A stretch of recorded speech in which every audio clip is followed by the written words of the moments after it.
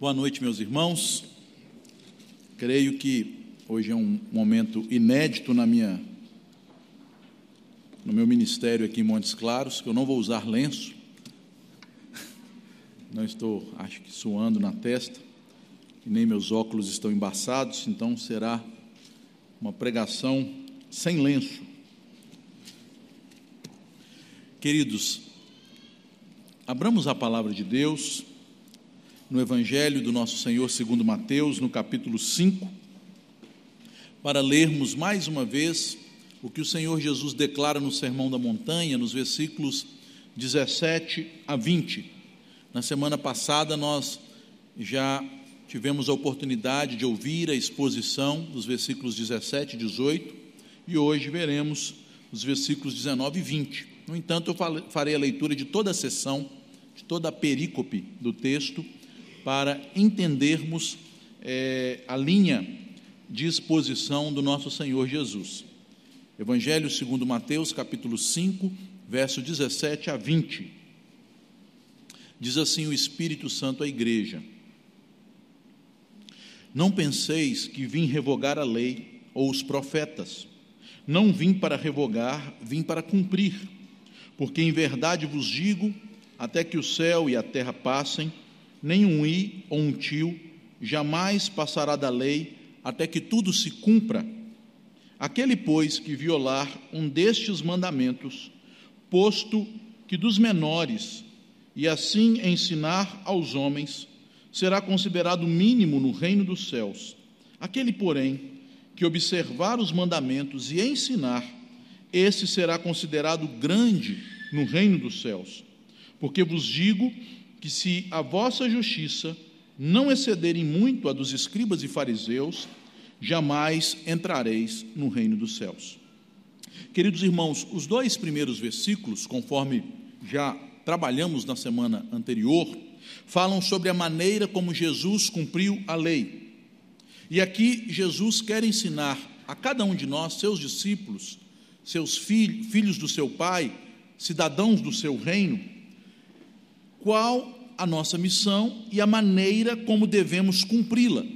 A missão já fica clara nos versículos anteriores, versículos que vão do verso 13 a 16. Nossa missão é sermos o sal e a luz nesta terra, neste mundo, impedirmos e restringirmos, pela penetração da igreja no mundo, o avanço do mal e, ao mesmo tempo, propagarmos e divulgarmos o Evangelho e a verdade pelas nossas palavras, mas, acima de tudo, pelo nosso modo de vida, a fim de que as boas obras que façamos glorifiquem ao Pai e os homens, vendo isto, sejam atraídos a Deus. Esta é a missão. E no restante do sermão, Jesus começa a explicar como cumprir essa missão. E é muito importante estabelecer o papel ou o uso que devemos fazer do Antigo Testamento e, em especial, da lei de Deus para realizarmos esta missão, de praticarmos boas obras, de glorificarmos o Pai com uma vida que expressa santidade e justiça. Os filhos do reino, meus irmãos, como tenho dito, cumprem sua missão de serem sal e de luz ao refletir o caráter de Deus neste mundo, sendo que Deus é justo, santo, perfeito, bom, cheio de graça, de amor e de misericórdia.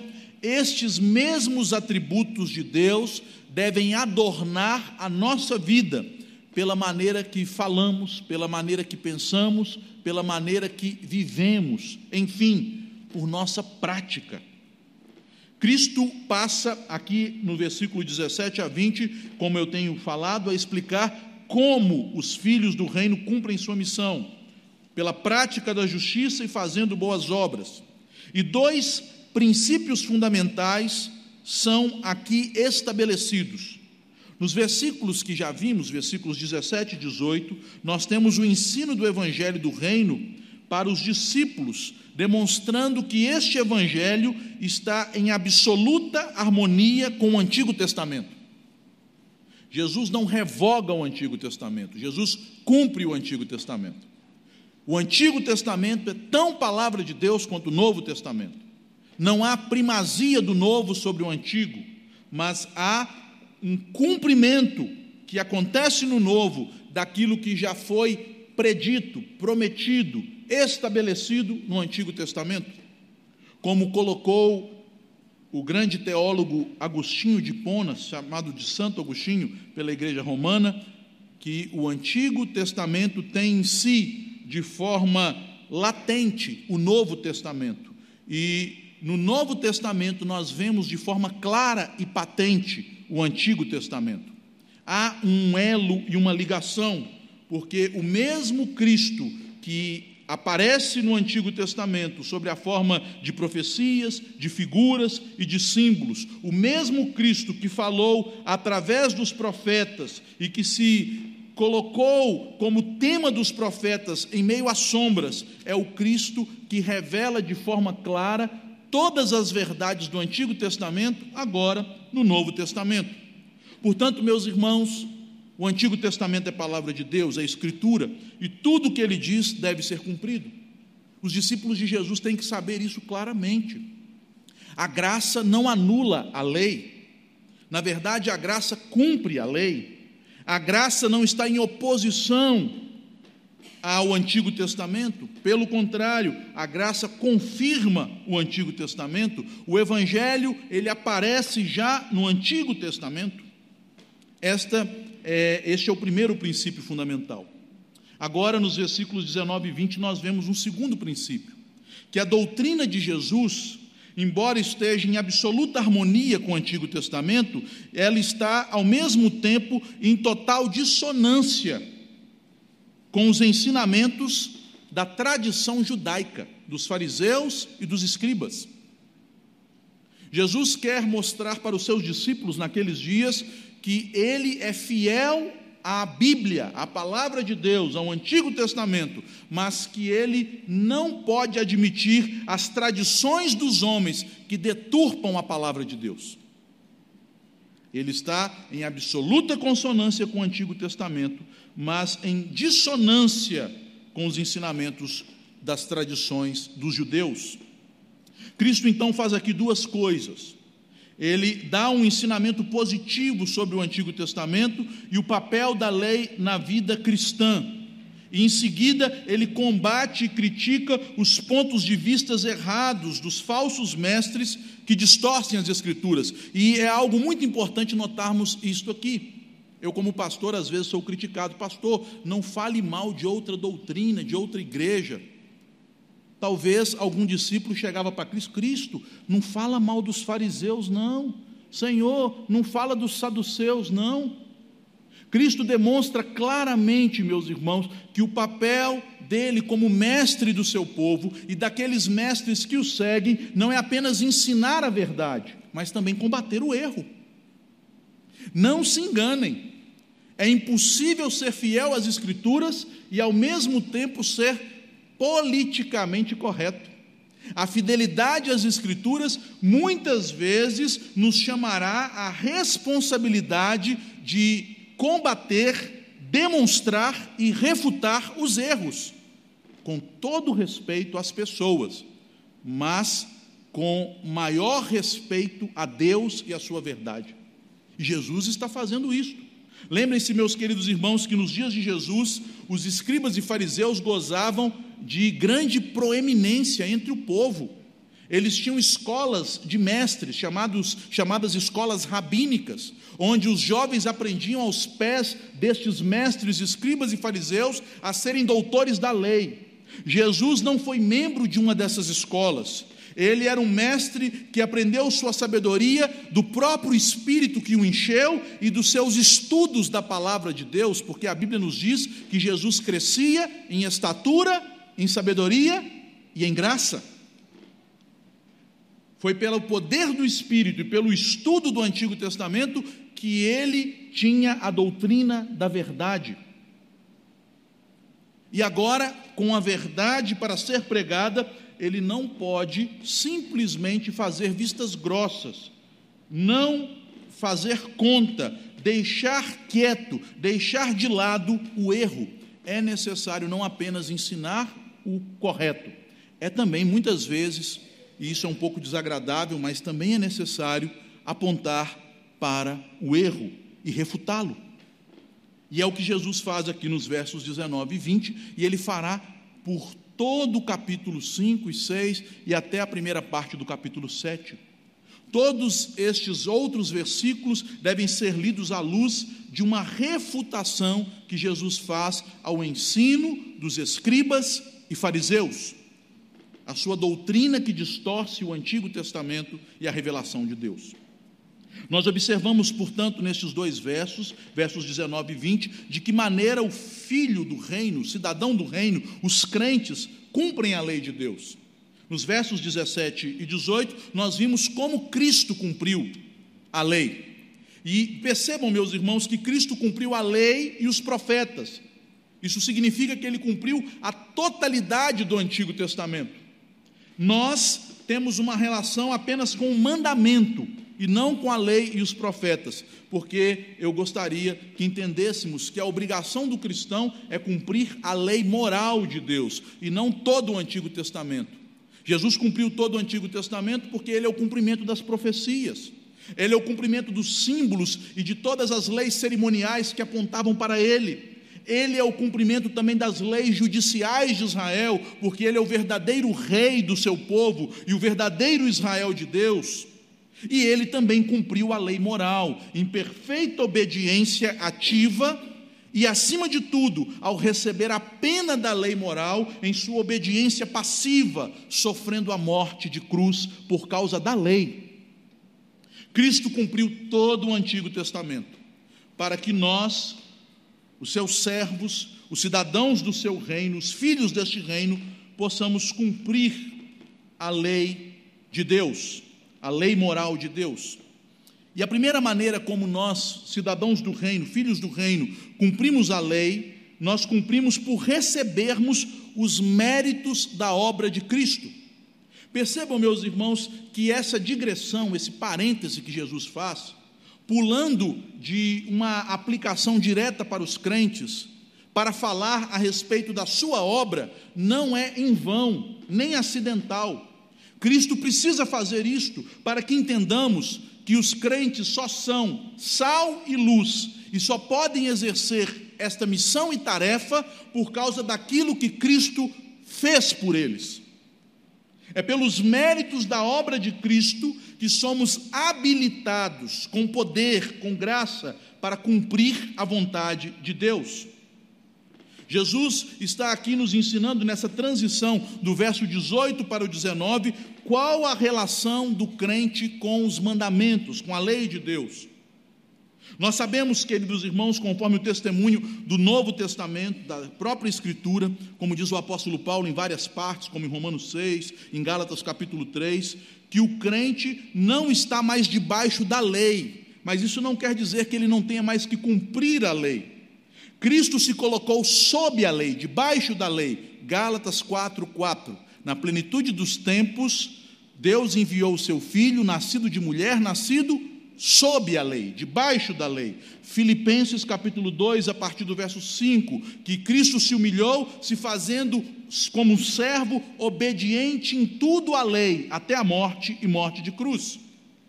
Isso quer dizer, meus irmãos, que nós não estamos debaixo da lei no sentido de um pacto de obras, que devamos cumprir a lei para recebermos a salvação como prêmio ou recompensa de nossa obediência. Quem fez isso foi Cristo.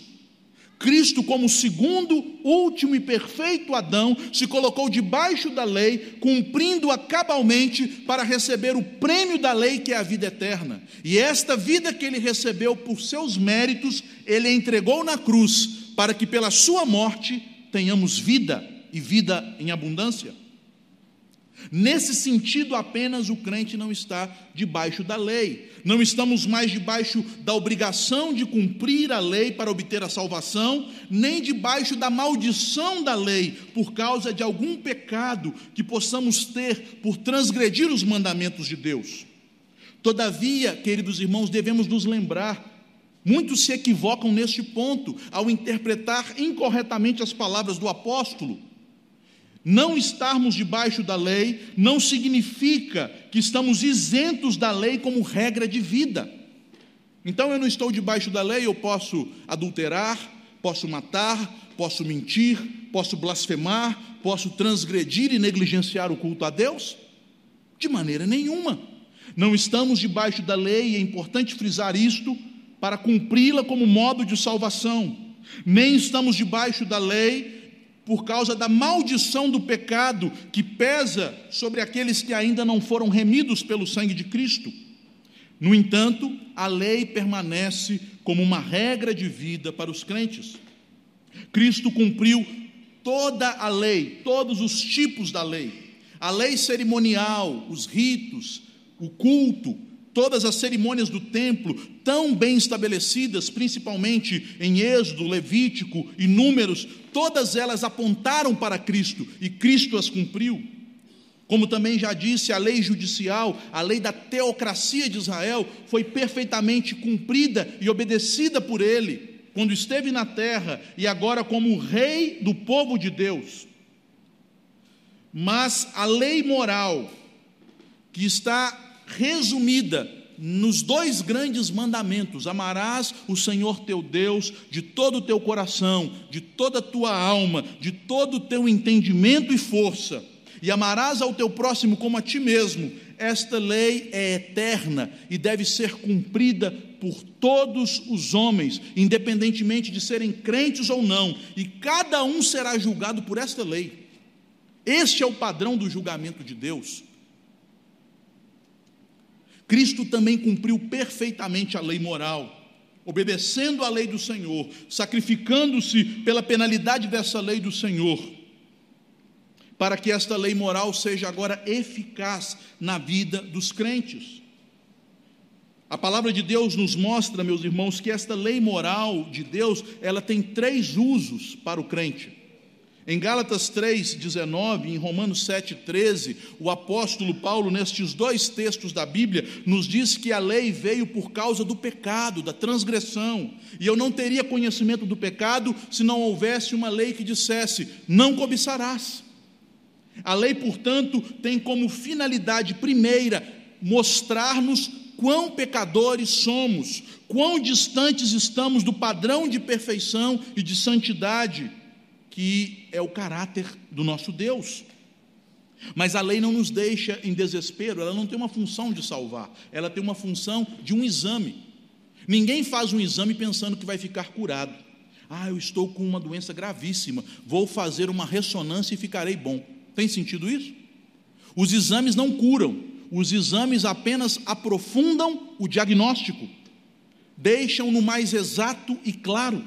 A lei não tem função curativa, a lei tem função de diagnóstico, ela aponta para o pecado, mas ao apontar a doença, a lei também nos mostra o remédio, a lei nos conduz a Cristo, conforme está em Gálatas 3,24, que a lei serviu como aio. A palavra literalmente no grego é paidagogos, pedagogo, que não é o pedagogo moderno, aqueles que estudam a ciência da pedagogia, mas o pedagogo na antiguidade era um escravo que tinha como incumbência tomar as crianças por suas mãos e ser um instrutor dos pequeninos dentro da casa de seu senhor. A lei, portanto, nos instrui, conduzindo-nos à graça, demonstrando que sem a graça de Deus é impossível ao homem cumprir os padrões santos exigidos pela lei moral de Deus. Mas estes 2 primeiros usos da lei são apenas iniciais, propedêuticos. Eles nos apontam para o terceiro e mais importante uso da lei, que está sendo considerado aqui a partir do verso 19.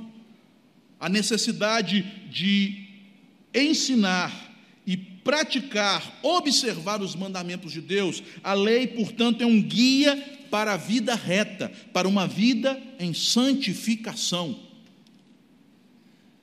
E somente Cristo pode nos dar, pelas promessas da sua graça, o perdão dos pecados, nos limpando de toda a nossa impureza, pelo sacrifício que Ele realizou na cruz, como lemos hoje em 1 Pedro, no capítulo 1, a partir do verso 18.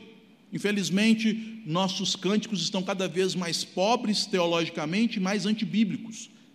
Muitas igrejas têm cantado: eu não sei o preço que foi pago pelo meu pecado lá na cruz. Aí eu fico pensando, é porque você nunca leu 1 Pedro 1, 18 e 19. O preço foi o sangue, mais precioso do que ouro ou prata, do que coisas corruptíveis deste mundo, o sangue sem mácula. Os pecados foram perdoados, mas para quê? Para que vivamos de forma santa em todo o nosso procedimento. Os versículos 15 e 16 deste mesmo capítulo de 1 Pedro 1 declaram esta verdade. Assim como é santo aquele que vos chamou, aquele que vos redimiu, sede também santos em todo o vosso procedimento. E o que é ser santo, meus irmãos? Ser santo é ser justo. Ser santo é andar conforme a lei de Deus. A lei de Deus, ela é santa, e o mandamento é santo, justo e bom, declara o apóstolo Paulo em Romanos 7. Portanto, meus irmãos, a primeira maneira de cumprirmos a lei de Deus é através dos méritos da obra de Cristo.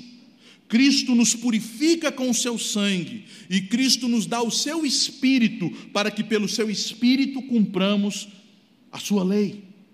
Não mais debaixo do peso da maldição da lei, não mais submetidos à obrigação da lei para sermos salvos, mas uma vez salvos pela graça, podemos andar em novidade de vida, como novas criaturas, criaturas que não seguiam mais pelas inclinações do coração pecaminoso, mas que seguiam pela lei. E aqui nós já aportamos em uma segunda maneira de o Filho de Deus cumprir a lei. O Filho de Deus, o Filho do Reino, cumpre a lei observando e ensinando os mandamentos de Deus. Isso está claro no verso 19. Quem violar um dos mandamentos de Deus, mesmo que dos menores, este será considerado mínimo no reino, mas aquele que observar e ensinar será considerado grande no reino dos céus.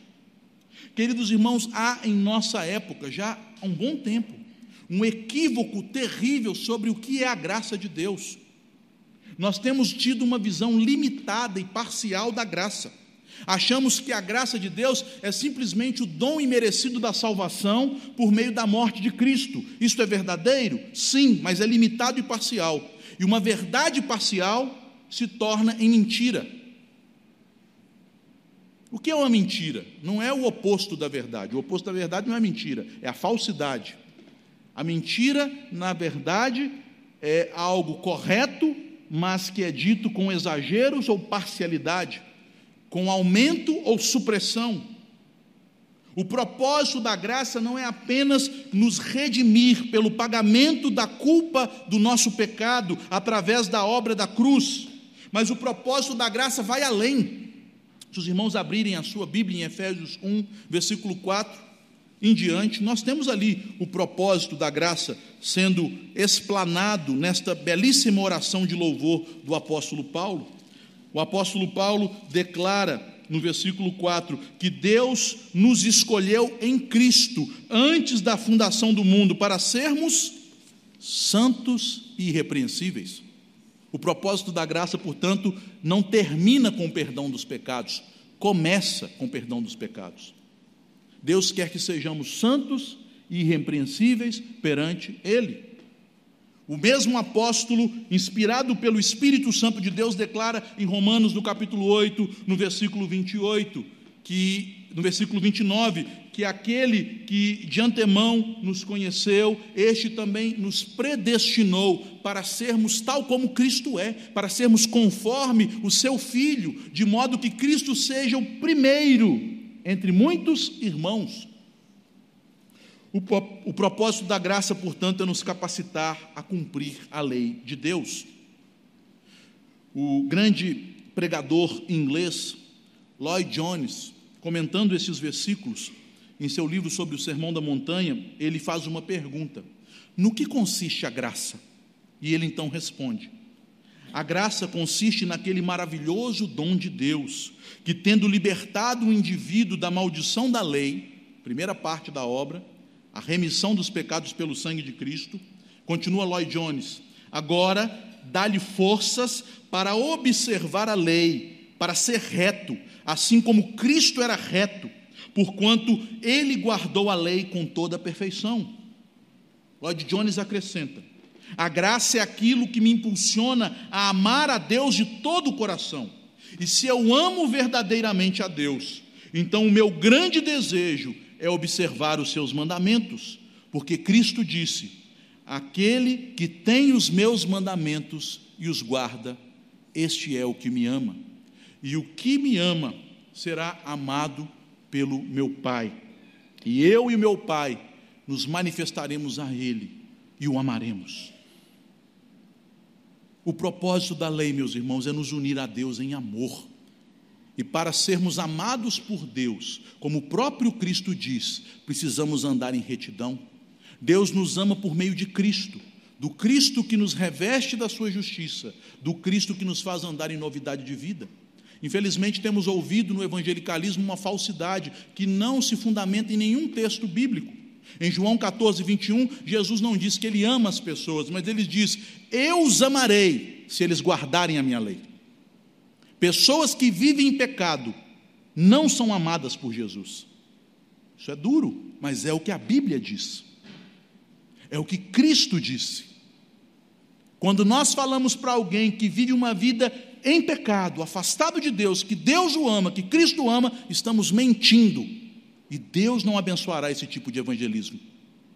Nós devemos falar: você está debaixo da ira de Deus, conforme está em Romanos 1,18, porque a ira de Deus se revela dos céus contra toda impiedade e injustiça dos homens, mas Deus, sendo grande em seu amor, nos dá como prova do seu amor o seu Filho, e aqueles que creem no Filho têm o amor de Deus, e aqueles que têm o amor de Deus o amam, e aqueles que me amam guardam os meus mandamentos. Este é o Evangelho.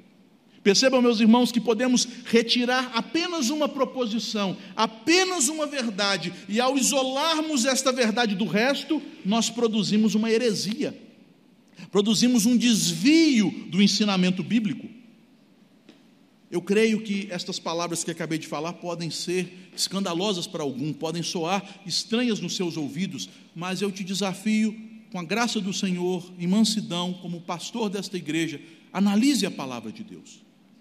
Veja se eu estou dizendo algo contra a palavra de Deus. Peça ao Senhor para te mostrar, porque uma mentira, quando é dita por muito tempo e por várias bocas, ela soa como verdadeira, mesmo continuando uma mentira. O Espírito de Cristo, quando Ele vem habitar em nós, pelo fato de Deus ter nos limpado com o sangue do Seu Filho, Ele nos capacita a não andarmos segundo a carne. O apóstolo Paulo, em Romanos, no capítulo 8, no versículo 7, diz que o pendor, a inclinação da carne, da natureza humana caída, é inimizade de Deus e é contra a lei de Deus. Romanos 8, 7. Nosso coração humano natural, sem a obra do Espírito Santo, é naturalmente averso a Deus, odeia a Deus, aborrece a Deus. Então você pode dizer: mas pastor, eu conheço pessoas que não são crentes e amam a Deus. Não, eles não amam a Deus, eles amam ídolos que o seu coração inventa, porque o Deus bíblico e verdadeiro lhes é escandaloso, e quando eles ouvem falar que Deus é soberano, que Deus faz tudo como lhe apraz, que Deus dá a salvação para quem quer e despreza quem quer, que Deus tem poder e glória, que Ele exigirá justiça e santidade, estas pessoas ficam enojadas, porque o seu coração aborrece o Deus verdadeiro. Eles amam os seus próprios ídolos, seus próprios sonhos e quimeras, fruto da sua imaginação pecaminosa. A carne é inimiga de Deus e da sua lei, mas pela obra do Espírito Santo, conforme está em Romanos no capítulo 8, no versículo 4, Deus nos deu o poder do Espírito de Cristo para sermos vivificados, a fim de andarmos na sua lei. O apóstolo Paulo declara, e eu vou ler de maneira literal o que ele diz. Diz ali, versículo 4 do capítulo 8 de Romanos: a fim de que o preceito da lei se cumprisse em nós, que não andamos segundo a carne, mas segundo o Espírito. O Espírito foi nos dado para obedecermos à lei. Esta é a promessa da nova aliança, meus irmãos, que nós lemos hoje também, quando Jeremias, vendo a destruição do povo hebreu, o fim da antiga aliança, no momento em que Nabucodonosor invadiu Judá, destruiu Jerusalém, derribou o templo de Israel, Deus então conforta o profeta e o povo de Deus, falando de uma nova e superior aliança. E em Jeremias capítulo 31, versículos 33 e 34, Deus diz: porque esta é a aliança que firmarei com a casa de Israel. Depois daqueles dias, diz o Senhor, na mente lhes imprimirei as minhas leis, também no coração lhes inscreverei. Eu serei o seu Deus, e eles serão o meu povo. Não ensinará jamais cada um ao seu próximo, nem cada um ao seu irmão, dizendo: conhece ao Senhor, porque todos me conhecerão, desde o menor até o maior deles, diz o Senhor, pois perdoarei as suas iniquidades, e dos seus pecados jamais me lembrarei.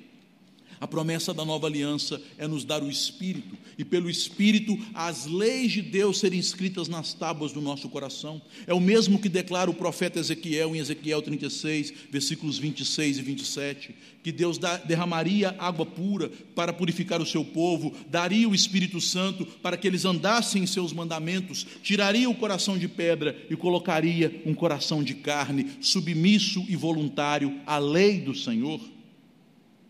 Meus irmãos, o Filho do Reino, portanto, cumpre a lei pelo poder do Espírito Santo, que o capacita a crer nos mandamentos de Deus e a observá-los, conforme diz aqui o texto. Aquele que me ama, guarda os meus mandamentos. Amar a Deus é obedecer o que Ele nos diz. O apóstolo João dá uma definição sintética do que é o amor a Deus, na sua segunda epístola, e ali o apóstolo João nos diz o seguinte, na segunda epístola, no versículo 6, e o amor é isto. O que é amor? Amor é sentir um calafrio na espinha, um braço arrepiado, suar a mão frio. Não, isso é sentimentos, isso são sentimentos humanos. Mas o que é o amor? E o amor é este, que andemos segundo os seus mandamentos. Amar é seguir a lei de Deus. E o homem só pode seguir a lei de Deus quando a graça de Deus o concede o perdão e a capacitação e o poder do Espírito Santo para obedecer.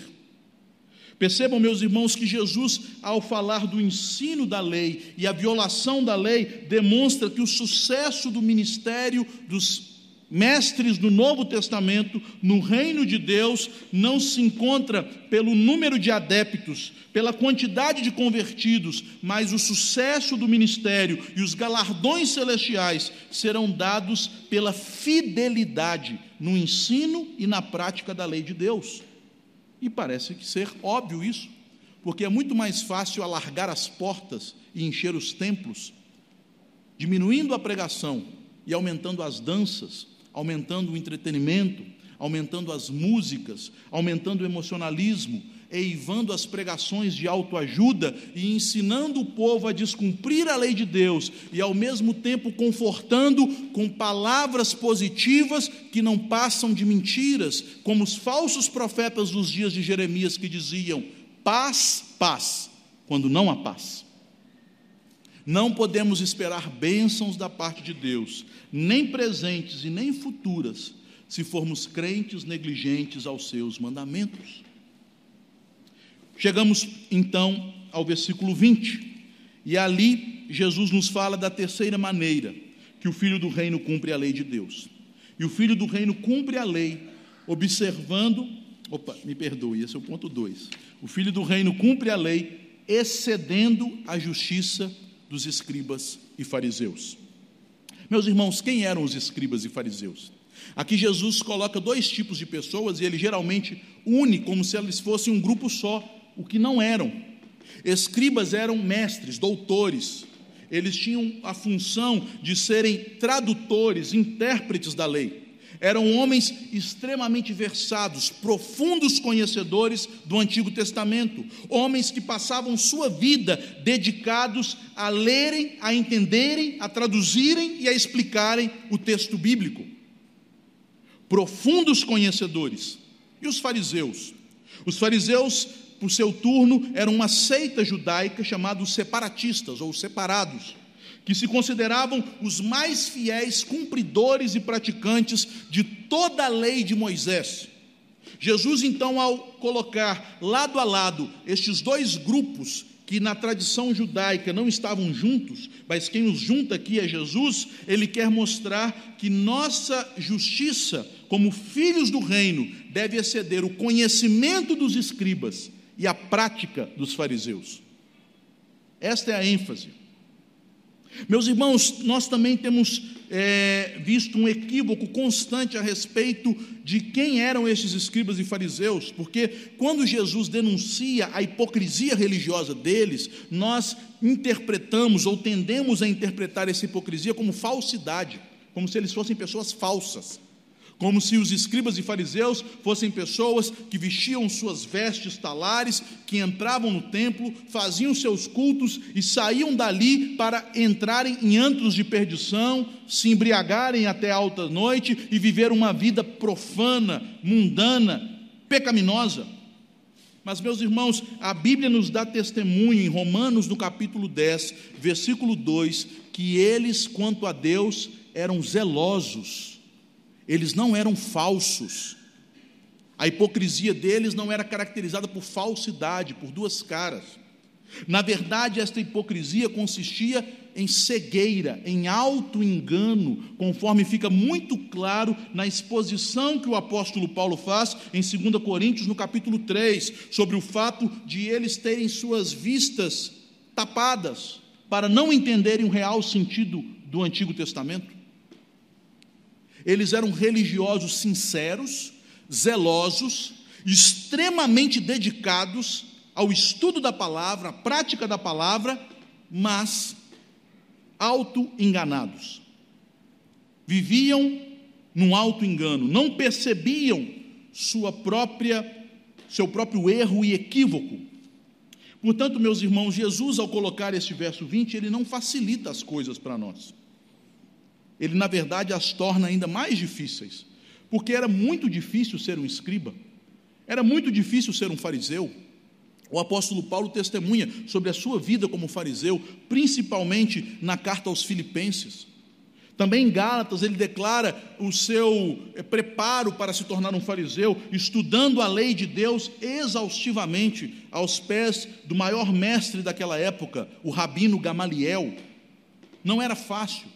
Para ser um fariseu, a pessoa tinha que ter exercícios piedosos diários, jejuar 2 vezes por semana, dar o dízimo de tudo, inclusive das hortaliças do seu quintal, ser alguém que praticava com zelo a lei, que buscava pessoas distantes para pregar a elas sobre o Deus de Israel, que ia às sinagogas todo sábado e não faltava para ir em aniversário, para ir em atividades sociais e para fazer qualquer outra coisa qualquer, que seguiam estritamente os princípios da lei moral em sua externalidade. Eram homens que oravam todos os dias e todos os dias liam a lei de Deus e meditavam nela. Pessoas, portanto, extremamente zelosas. Mas por que Jesus dificulta as coisas ao invés de facilitá-las? Porque faltava a eles o mais importante e essencial. Faltava a eles o poder do Espírito Santo, que transmite ao crente o perdão que vem do sacrifício de Cristo e o poder para andarmos em uma vida santa e reta. É por isso, meus irmãos, que a nossa justiça, isto é, a nossa prática da lei, pode exceder a destes homens. E os versículos subsequentes do capítulo 5 vão mostrar, numa forma comparativa, por meio de antíteses, como os escribas praticavam a lei, como os fariseus cumpriam a lei, e como agora os filhos do reino devem fazê-lo. Nós veremos isto mais detalhadamente e a miúde nos próximos sermões, mas eu gostaria de destacar alguns aspectos da maneira equivocada em que escribas e fariseus cumpriam a justiça da lei. Primeiro, eles cumpriam de maneira formal, exterior e superficial. E Deus quer que cumpramos de todo o nosso coração. Não adianta apenas guardar o dia do Senhor, eu tenho que ter prazer no dia do Senhor. Não adianta apenas ser fiel à minha esposa, eu tenho que ter os olhos puros e não colocá-lo em uma donzela. Não adianta apenas não matar alguém, mas eu tenho que ter um coração limpo de ressentimentos, de mágoas, para com quem quer que seja, até para com os meus inimigos. O cumprimento exigido por aqueles que foram alcançados pela graça de Deus é um cumprimento de coração. Em segundo lugar, eles cumpriam a lei de autoria própria, eles criavam suas próprias regras. Beber é pecado, mas fazer teatro no culto não, cada um tem sua forma de se expressar. Não é assim que temos visto na igreja? Transgressões atrás de transgressões ao segundo mandamento, que nos diz que não podemos criar invencionices na forma de cultuar a Deus, mas as pessoas pisam no segundo mandamento e inventam regrinhas de homens, legalismos hipócritas, e acham que estes legalismos hipócritas satisfazem a Deus, enquanto eles quebram os mandamentos de Deus a olhos vistos. E por causa desses mandamentos de homens, os fariseus glorificavam o seu ego, eles se orgulhavam e ostentavam a sua prática. Nós somos bons porque nós fazemos tudo isso que nós mesmos criamos. Quando o servo de Deus é humilde, ao perceber que ele está sempre aquém da perfeição que Deus exige para que nos adequemos e cumpramos perfeitamente a sua lei. Em quarto lugar, a lei dos escribas e fariseus é cerimonialista. Fui à igreja domingo de manhã, cumpri meu dever para com o Senhor. Não é assim que nós guardamos o dia do Senhor em nossos dias? Nós e os católicos romanos podemos dar as mãos. Tem gente que fala assim, fui à igreja esse mês, estou quites com Deus, já bati meu ponto. Cerimonialismo, ritualismo, paganismo, quando o Senhor exige 24 horas de um dia em 7, para servirmos a Ele com toda a mente, com todo o coração, com todo o nosso ser.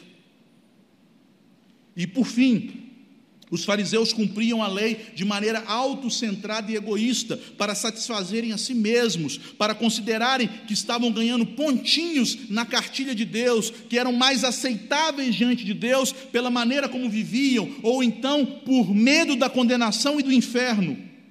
Quando os filhos de Deus cumprem a lei para glorificá-lo e para demonstrar amor ao próximo, nós já fomos salvos, meus irmãos. Nós não cumprimos a lei para sermos salvos, nós cumprimos a lei porque amamos a Deus, porque amamos aquele que nasceu de Deus, o nosso próximo. Lloyd Jones então diz: ninguém se torna crente somente porque se refreia de determinados atos ou porque realiza outros, pois o crente é uma pessoa cujo desejo supremo é conhecer melhor a Deus, é amá-lo mais verdadeiramente. Que Deus se compadeça de nós, que Ele nos encha do seu Espírito, para que observemos, para que cumpramos, para que ensinamos os mandamentos dEle, e assim a nossa justiça exceda a dos escribas e fariseus. Porque se não for assim, meus irmãos, de maneira nenhuma seremos sal e luz, quando no máximo um sal insípido e uma luz debaixo do alqueire. Que Deus tenha misericórdia de nós.